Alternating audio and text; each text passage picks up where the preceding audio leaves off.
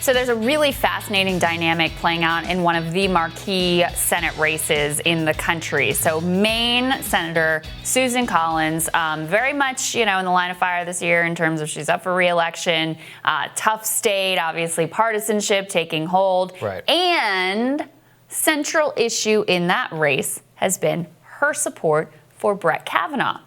Well, now that Joe Biden is facing his own accusations, things are getting very uncomfortable, especially for the Democratic frontrunner there, who's backed by the DSCC, the Democratic Party machine, Sara Gideon. She's the main Speaker of the House, who has tried to say, yes, we should believe women. She doesn't want to specifically respond to the Joe Biden accusations of Tara Reade. And this is turning into a major liability for her right now in her bid to be able to take out Susan Collins. Yeah, her hypocrisy, is basically the Republicans are using it to hang her with it. Gideon has not said a word about Tara Reade's claims against Joe Biden. And Republicans are now about to buy millions of dollars in ads pointing that out in order to counter her only real criticism of Collins, which was voting to confirm Justice Brett Kavanaugh. And interestingly enough, the progressive challengers to Sara Gideon are also calling out Sara Gideon's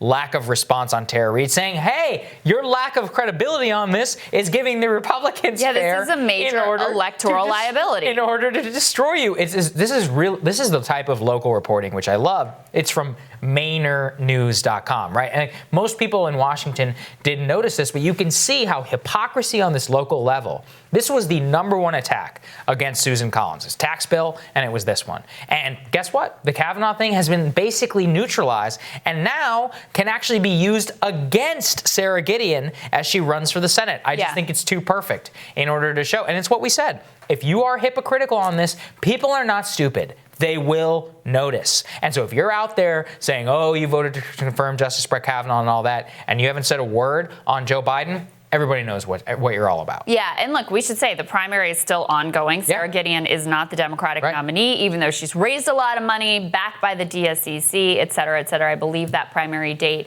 is in July. But the other piece of this that's very ironic to me is back during the Democratic primary, we were told time and time again, oh, Bernie Sanders is going to be a liability down ballot. It's going to hurt Democrats' chances to win the Senate.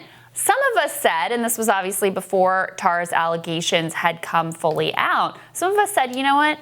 Biden has some problems here that may be an issue down ballot. In particular, his long documented history of making women uncomfortable. That we can see on camera. Those are not allegations. We can see it with our own eyes. Yeah. And so at a time when Democrats have embraced MeToo and believe women as a central part of their ethos and a central part of their critique against Donald Trump, if you don't have someone who's really clean on this issue and really has moral standing on this issue, that's going to be a problem for them. This wasn't hard to see coming. And now those chickens are coming home to roost in a very critical Senate race. Now, look, I think the dynamic in Maine is very unique, right? Susan Collins was this very central figure in Kavanaugh. Obviously, Maine's partisan lean tends to be more Democratic, so she's become a little bit out of step with the sort of partisanship of the state. So there are some very specific dynamics here that I think make it play in a more important way.